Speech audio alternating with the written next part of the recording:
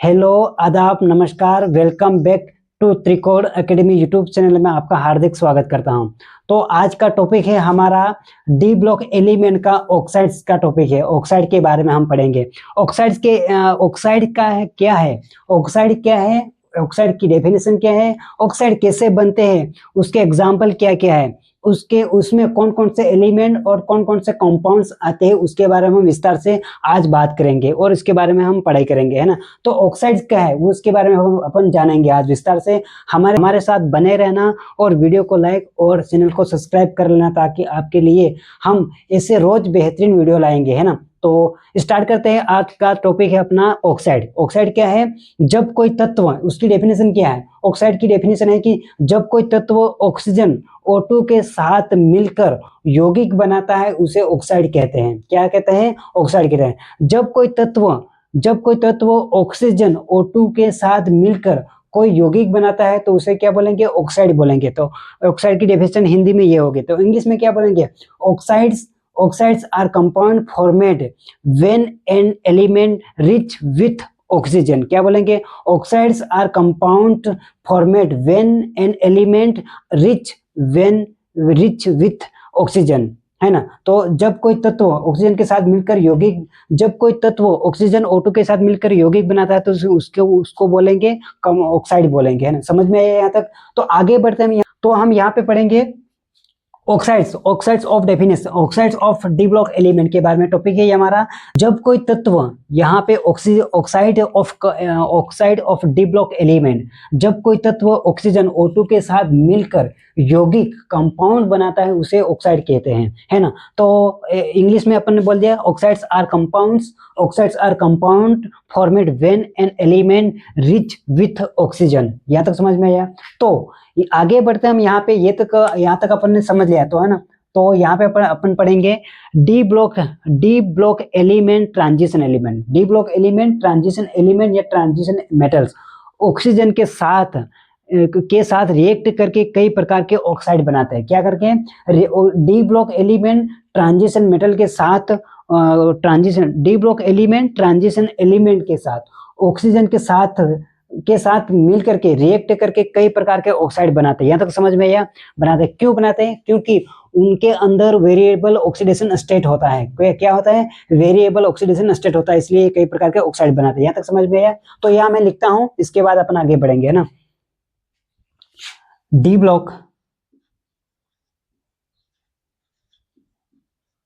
Block या transition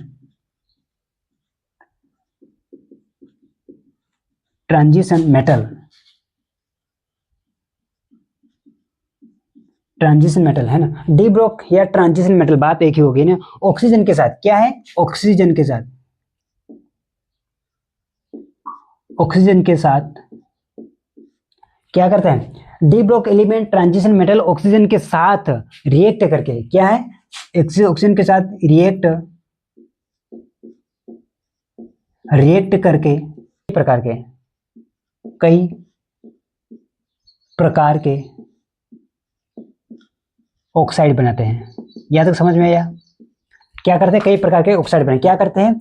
oxygen के साथ रिएक्ट करके, है ना। क्या करते हैं यार? D block element transition metals oxygen के साथ रिएक्ट करके क्या बनाते हैं? कई प्रकार के ऑक्साइड बनाते हैं। यहाँ तक समझ में आया? तो उसको इस प्रकार भी बोल सकते हैं या उसको ये भी बोल सकते हैं अपन, ये, है ना। तो यहाँ तक समझ में आया? तो उसको ये भी बोल सकते हैं, ऐसे ही इस प्रकार भी बोल सकते हैं अपन की ऑक्सीजन और किसी अन्य तत्व से बना यौगिक ऑक्साइड कहलाता है। क्या कहलाता है? ऑक्साइड कहलाता है। कैसे? ऑक्सीजन और किसी अन्य तत्व से बना यौगिक ऑक्साइड कहलाता है। क्या है? ऑक्साइड कहलाता है। ऑक्सीजन और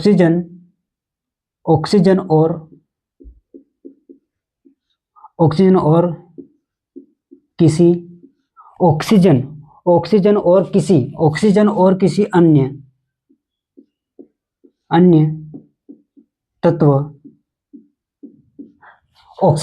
अन्य तत्व, ऑक्सीजन और अन्य किसी तत्व से बना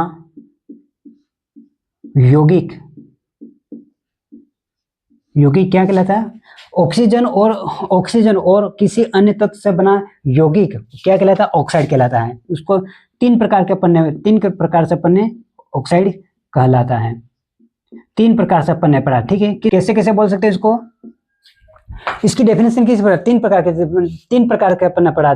जब कोई तत्व ऑक्सीजन O2 के साथ मिलकर यौगिक बनाता है तो उसको ऑक्साइड कहलाता है। और इंग्लिश में बोलेंगे oxide are compound formed when an element rich with oxygen, ये इंग्लिश में हो गया। D block transition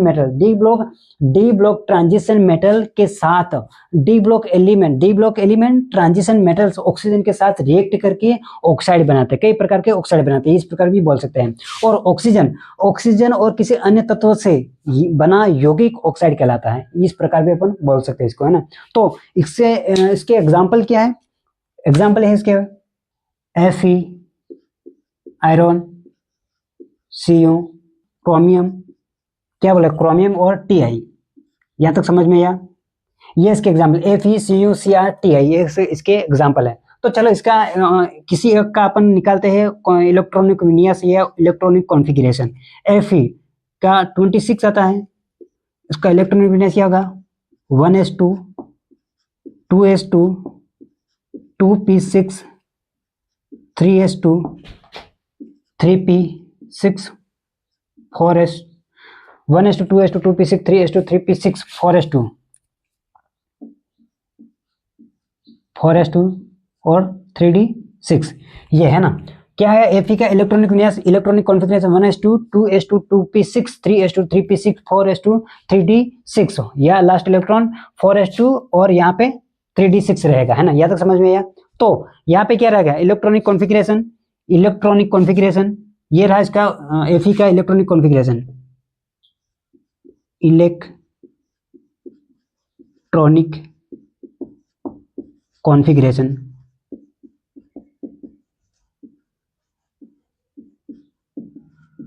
please video को लाइक और चैनल को सब्सक्राइब करना था, आपको पढ़ाने में और आपको भी पढ़ने में मजा आएगा, है ना। तो हमें भी मोटिवेशन मिलेगा कि आपको कुछ बेनिफिट तो हो रहा है यहाँ से, इस लेक्चर से, है ना।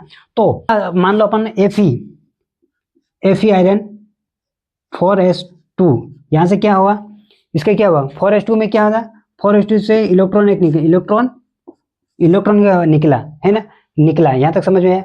और यहाँ पे ये 4s2 निकला तो यहाँ पे 3d6 से इलेक्ट्रॉन निकलता है। यहाँ से समझ में आया? 2 इलेक्ट्रॉन यहाँ से निकले तो यहाँ पे, तो इसके ऐसे ऑक्साइड कैसे बनते वो अपन जानेंगे यहाँ पे, है ना।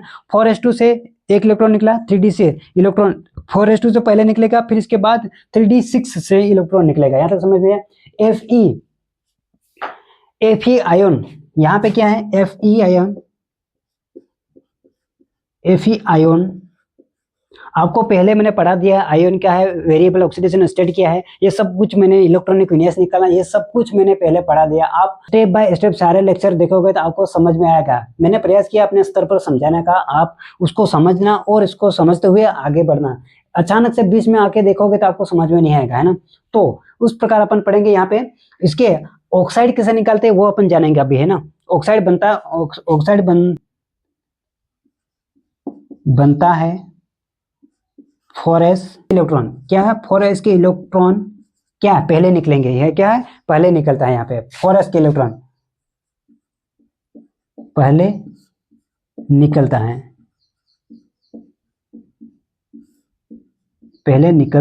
यहाँ तक समझ में आया?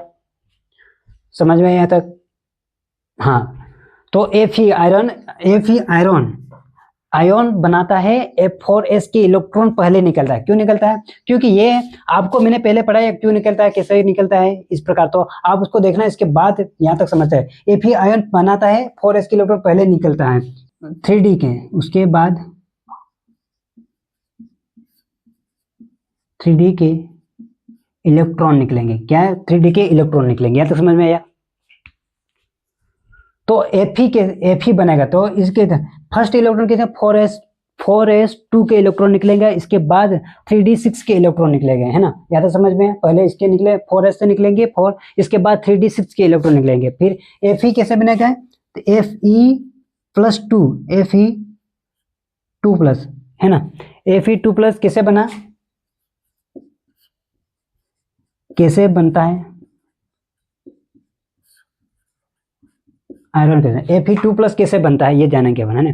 तो क्या है यहाँ पे Fe आयरन, तो इसका इलेक्ट्रॉनिक विन्यास क्या है यहाँ पे, लास्ट इलेक्ट्रॉन 4s2 और 3d6 4, तो यहाँ पे क्या है 3d6 और 4s2 ये रहेगा, है ना। 3 Fe आयरन 3d6 4s2, यहाँ पे 4s2 के 2 इलेक्ट्रॉन 4s2 के पहले 2 इलेक्ट्रॉन निकलेंगे, तो क्या हुआ 2 इलेक्ट्रॉन, क्या हुआ यहाँ पे 2 इलेक्ट्रॉन किसके निकले 4s से, 4s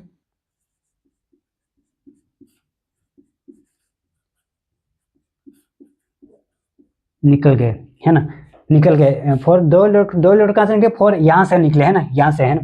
तो क्या रहा यहाँ पे अपन क्या पढ़ रहे हैं, यहाँ पे डी ब्लॉक एलिमेंट का ऑक्साइड्स का टॉपिक है वो पढ़ रहे हैं यहाँ पे, है ना।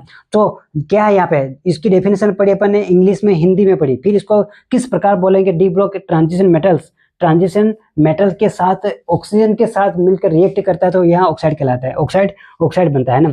और ऑक्सीजन या उसको और एक तरीके से बोल सकते हैं ऑक्सीजन और किसी अन्य तत्व से बना यौगिक ऑक्साइड कहलाता है। एग्जाम्पल क्या है ApCuCr आयरन कोबाल्ट निकल ये वाला हो गया। 26 इसका इलेक्ट्रॉनिक विन्यास निकाला अपन ने, और इलेक्ट्रॉनिक कॉन्फ़िगरेशन निकलने के बाद 4s2 और 4s2 के इलेक्ट्रॉन पहले निकलते हैं, इसके बाद 3d6 के इलेक्ट्रॉन निकलेंगे। Fe आयन बनता है 4s, Fe आयन बनाता है 4s के इलेक्ट्रॉन पहले निकलते हैं, उसके बाद 3d के। Fe2 कैसे बनता है वो अपन जानेंगे अब, है ना। तो Fe2 कैसे बनता है, Fe आयन है 3d6 के पहले 4s के पहले इलेक्ट्रॉन निकलेंगे और 3d6 के बाद में फिर दो यहाँ पे 2 इलेक्ट्रॉन निकलेंगे 4s के और निकल गए यहाँ। तो हम यहाँ पे दूसरी स्लाइड में आ गए हैं, तो यहाँ पे हम ध्यान से देखें, तो यहाँ पे थोड़ा ध्यान से देखना है ना। Fe आयन बनाता है तो 4s के इलेक्ट्रॉन पहले निकलेंगे, यहाँ पे ध्यान देना कैसे निकलेंगे। Fe आयन बनाता है तो क्या होगा 4s के इलेक्ट्रॉन पहले निकलेंगे ना, है ना। तो निकलता है तो उसके बाद 3d के इलेक्ट्रॉन निकलेंगे, है ना। पहले किसके निकलेंगे 4s के निकलेंगे, इसके बाद 3d के निकलेंगे, है ना। तो Fe+2 कैसे बनाता है, यहाँ पे क्या हो रहा Fe2+ कैसे बनाता है, Fe 3d6 और 4s2 के इलेक्ट्रॉन निकलेंगे किसे 2 इलेक्ट्रॉन 4s से क्या होगा 2 इलेक्ट्रॉन 4s वाले निकल गए, और Fe2 इसीलिए Fe की ऑक्सीडेशन स्टेट +2 हो गई। यहाँ पे क्या हुआ 2 इलेक्ट्रॉन पहले निकल गए, 2 इलेक्ट्रॉन 4s के पहले निकल गए, इसलिए क्या हुआ Fe2+ इसलिए Fe आयरन की ऑक्सीडेशन स्टेट पहले +2 हो गई यहाँ पे, है ना। तो यहाँ पे ध्यान देना Fe2 यहाँ पे क्या Fe2 फेरस और Fe2 फेरस आयन और Fe3+ फेरिक आयन, इसी कारण अलग अलग ऑक्साइड्स बनाते हैं। क्यों बनाते हैं, क्योंकि यहाँ पर Fe3 फेरिक आयन इसी कारण अलग अलग ऑक्साइड बनाते हैं। कौन बनाता है यहाँ पे ट्रांजिशन एलिमेंट, यहाँ कौन बनाता है ट्रांजिशन एलिमेंट, है ना। तो ध्यान देना फिर, है ना। तो यहाँ पे अपन आगे बढ़ेंगे, तो यहाँ पे हम और आगे बढ़ेंगे, यहाँ तक समझ में आया। तो यहाँ पे क्या हुआ, Fe2+ ferrous ion plus Fe3 ferric ion, इसी कारण अलग अलग ऑक्साइड बनाते हैं। तो कैसे बनाएंगे यहाँ पे, तो यहाँ पे देखें एग्जाम्पल के लिए अपन यहाँ उदाहरण लेते हैं, एग्जाम्पल लेंगे यहाँ पे आयरन प्लस क्या हुआ ऑक्सीजन, क्या हुआ ऑक्सीजन के साथ ऑक्सीजन तो क्या हुआ आयरन प्लस ऑक्सीजन के साथ भी बना तो क्या हुआ आयरन ऑक्साइड बना।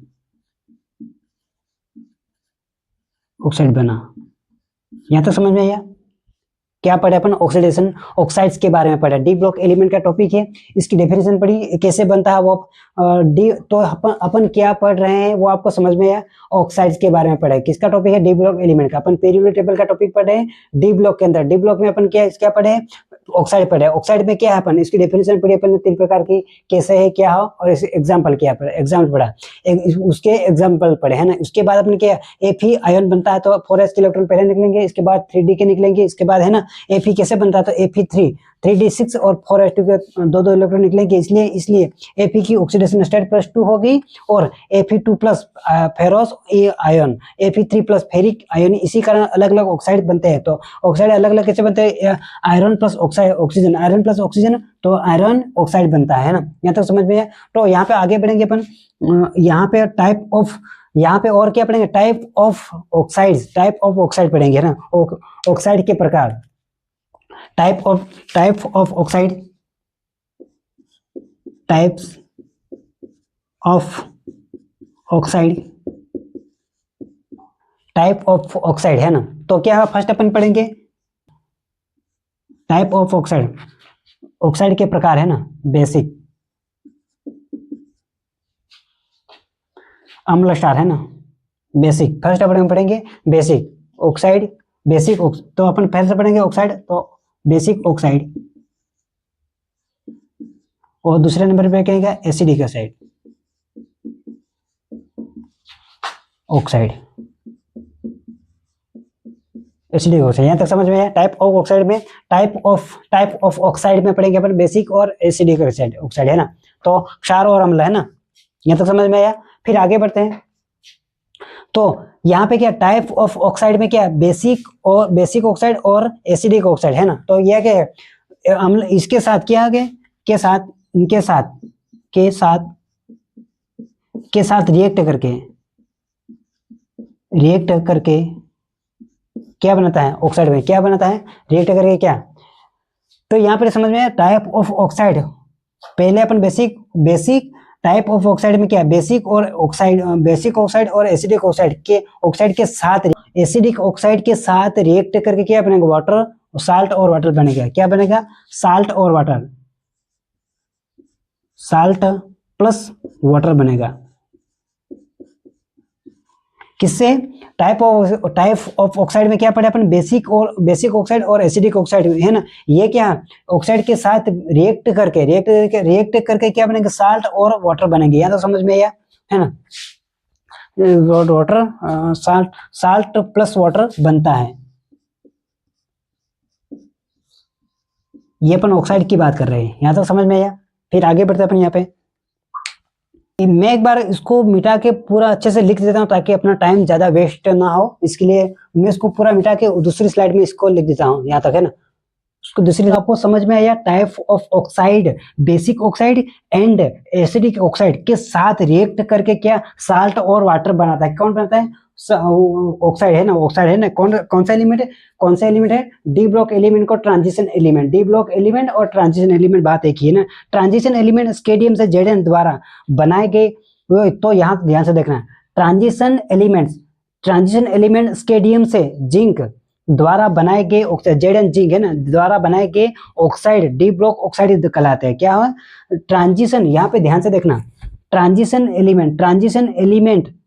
एलिमेंट स्केडियम से जेडन जिंक द्वारा बनाए गए ऑक्साइड डी ब्लॉक ऑक्साइड्स कहलाता है, डी ब्लॉक ऑक्साइड कहलाता है। यहाँ तक समझ में आया आपको, समझ में आया। तो इसके एग्जांपल क्या है, TiO2, तो TiO2 यहाँ तक है, इसके एग्जांपल हो गए ना, और V2O5, MnO2 और CuO और ZnO, यहाँ तक समझ में आया। ये इसके एग्जांपल है। तो अपन ये स्लाइड मिटा के दूसरी स्लाइड में जाता हूँ और लिख देता हूँ ताकि आपको मैं ज़्यादा से ज़्यादा कवर कर पाऊँ टॉपिक, है ना। तो इसको मिटा के अपन दूसरी स्लाइड में जाते हैं, नेक्स्ट स्लाइड में तो चलते हैं। तो यहाँ पे थोड़ा ध्यान से देखना, तो यहाँ से थोड़ा ध्यान से देखना, मैंने लिख दिया है, मैं आपको समझा रहा हूँ यहाँ पे, है ना। ऑक्साइड क्यों बनते हैं, मोस्ट इंपॉर्टेंट बात यहाँ है कि ऑक्साइड, आपके मन में भी ये सवाल जरूर आया होगा कि ऑक्साइड क्यों बनते हैं, किससे बनते हैं, किस प्रकार बनते हैं, इसकी उपयोगिता क्या है, वो जानेंगे यहाँ पे, है ना। तो ऑक्साइड क्यों बनते हैं, ऑक्सीजन बहुत अधिक इलेक्ट्रॉन नेगेटिव होता है और धातुएं इलेक्ट्रॉन को छोड़ देती है। क्या होता है, ऑक्सीजन बहुत अधिक इलेक्ट्रॉन नेगेटिव होता है और धातुएं क्या होती है, धातुएं इलेक्ट्रॉन को छोड़ देती है ना। तो मेटल क्या, मेटल और ऑक्सीजन, मेटल प्लस ऑक्सीजन को मिलकर क्या बनेगा, मेटल ऑक्साइड बनेगा, है ना। तो डी ब्लॉक एलिमेंट कई ऑक्साइड क्यों बनाते हैं, देखो यह ध्यान देना, यहाँ पे ध्यान देना, डी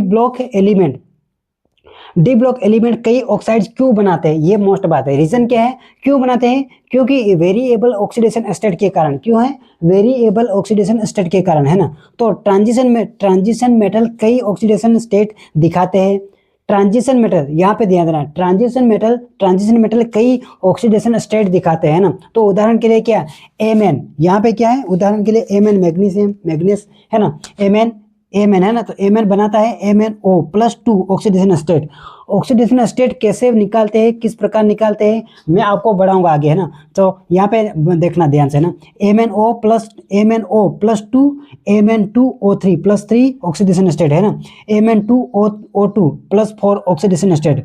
तो यहाँ पे फिर Cr क्रोमियम बनाता है, CrO+2 oxidation state, Cr2O3 oxidation state है ना, और Cr2O3 प्लस ऑक्सीडेशन स्टेट है ना, Cr2O3 प्लस 6 ऑक्सीडेशन स्टेट। तो टाइप ऑफ ऑक्साइड्स, यहाँ पे ऑक्साइड के प्रकार पड़ेंगे, जैसे एसिड, बेसिक, एम्पोफेरिक है ना। तो टाइप ऑफ ऑक्साइड, ये अम्ल एसिड से अभिक्रिया करते हैं, क्या है टाइप ऑफ ऑक्साइड में, क्या ये एसिड से अभिक्रिया करते हैं। अभिक्रिया कैसे करते हैं अपन जानेंगे।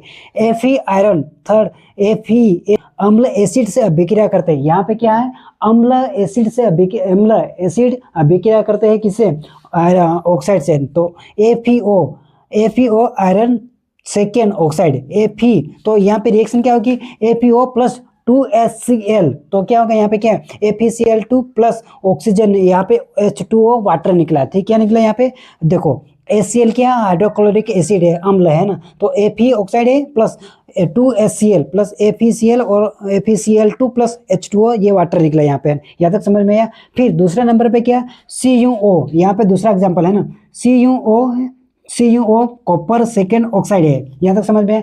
तो इसकी रिएक्शन क्या है, CuO+2HCl हाइड्रोक्लोरिक एसिड है, और Cl2 प्लस H2O निकल गया यहाँ पे, यहाँ तक समझ में आया। फिर और दूसरे नंबर पे क्या, एम्फोटेरिक ऑक्साइड कैसे बनते हैं वो जानेंगे अपन।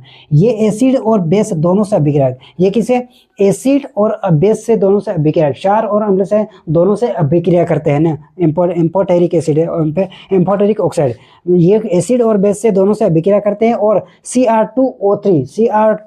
Cr2O3 प्लस ZNO से ये इसके एग्जाम्पल। तो क्या रहेगा, इसकी रिएक्शन क्या रहेगी, Cr2O3 प्लस 6HCl, और इसकी रिएक्शन क्या, 2CrCl3, ये 2 कहाँ से है, यहाँ पे दो इसलिए दो आगे लग गया है स्टेबल करने के लिए ना, 2Cr2Cl3 प्लस H2O। तो दूसरी रिएक्शन क्या है यहाँ पे, एसिड और बेसिक की है ना, तो Cr2O3 प्लस NaOH, एसिड और बेस की है ना, ये reaction Cr2O3 plus NaOH plus क्या निकला, सोडियम क्रोमाइड ये बना है ना। थर्ड नंबर पे यहाँ पे आया एसिडिक ऑक्साइड में क्या है, एसिडिक ऑक्साइड में क्या है, ये बेस से अभिक्रिया करता है, किससे, क्षार से अभिक्रिया करता है ना। तो क्या है एग्जाम्पल, क्या Cr2O3 और V2O5 Mn2O7 है, ये इसके एग्जाम्पल है। तो इसकी रिएक्शन क्या रहेगी, तो इसकी रिएक्शन क्या रहेगी, CrO3 प्लस 2NaOH और N2CrO4 और प्लस क्या निकलेगा, H2O वाटर निकल गया। यहाँ पे किसके बारे में अपन बात करें, एसिडिक ऑक्साइड के बारे में बात करें। यहाँ तक समझ में, एसिडिक ऑक्साइड क्या है, ये बेस से अभिक्रिया करेंगे। और एग्जाम्पल के लिए क्या है, क्या है, CrO3 V2O5 और Mn2O7 है ना। तो इसकी रिएक्शन क्या रहेगी, CrO3 प्लस 2NOH और रिएक्शन क्या रहेगी, Na2CrO4 प्लस H2O वाटर निकल गया यहाँ पे, है ना। तो ऑक्साइड का नेचर कैसे बदलता है, यहाँ के ऑक्साइड की प्रकृति कैसे बदलती है ये जानेंगे। जैसे इसके ऑक्साइड का नेचर कैसे बदलता है ये अपन जानेंगे, और ऑक्साइड की प्रकृति कैसे बदलती है यहाँ पे जानेंगे, किस कारण बदलती है ये जानेंगे यहाँ पे, है ना। किस कारण बदलती है यहाँ पे, जैसे जैसे ऑक्सीडेशन स्टेट बढ़ती है, वैसे वैसे क्या होता है, और उसका ऑक्साइड का नेचर बदलता रहता है ना। तो क्या लो ऑक्सीडेशन स्टेट में क्या होता है, बेस होता है ना, क्षार। और इसके बाद मीडियम ऑक्सीडेशन स्टेट में क्या होता है, एम्फोटेरिक होती है यहाँ पे, है ना। और हाई ऑक्सीडेशन स्टेट में क्या होता है, एसिड मतलब क्षारीय होती है। यहाँ तक समझ में आया। फिर आगे बढ़ते हैं, अगर ये टॉपिक आपको यहाँ तक समझ में आया है तो वीडियो को लाइक और चैनल को सब्सक्राइब करो, ताकि मैं आपको दूसरा टॉपिक दूसरी स्लाइड में जाते हैं, अपन दूसरी स्लाइड पे पढ़े हैं, है ना। तो हमारे ये ऑक्साइड टॉपिक जो जो हमारे डी ब्लॉक एलिमेंट के ऑक्साइड्स की जो टॉपिक की है वो आखिरी स्लाइड है, अंतिम स्लाइड है ना। तो क्रोमियम ध्यान से देखना, क्रोमियम क्या Cr2+2 ऑक्सीडेशन स्टेट है, बेसिक क्रोमियम सेकेंड ऑक्साइड, जिसको अपन इसका बड़ा नाम है इसलिए अपन उसको शॉर्ट फॉर्म में फॉर्मूला ही बोलेंगे। Cr2O3+3 एम्फोटेरिक है, CrO3+6 ऑक्सीडेशन स्टेट है ना, +6 क्या ऑक्सीडेशन स्टेट है, एसिडिक है। और क्रोमियम 4 ऑक्साइड है ना। क्यों होता है ऐसा क्यों होता है, ये +2+3+6 ऑक्सीडेशन स्टेट क्यों होती है, और क्रोमियम 2 क्या है, क्रोमियम 4 क्या है, ये अपन जानेंगे। तो क्यों होता है, यहाँ पे क्यों होता है, मेटल का आकार साइज कम होता है इसलिए, चार्ज की डेंसिटी ज़्यादा होती है, बढ़ती है इसलिए, और थर्ड नंबर पे क्या, कोवेलेंट कैरेक्टर बढ़ता है इसलिए ऑक्साइड अधिक एसिडिक होता है यहाँ पे। इसलिए क्या होता है, ऑक्साइड अधिक एसिडिक होता है यहाँ पे, है ना। मैग्नीशियम क्या, MnO3 ये बेसिक होता है। बेस मतलब होता है, क्या होता है, बेस का मतलब होता है क्षार, बेस का मतलब क्या होता है यहाँ पे, क्षार, यहाँ तो समझ में आया। तो मैग्नेस में देखेंगे MnO बेसिक क्षार, MnO2 एम्फोटेरिक और Mn2O7 बेसिक मतलब अम्ल, ये अम्ल है। यहाँ तक समझ में आया।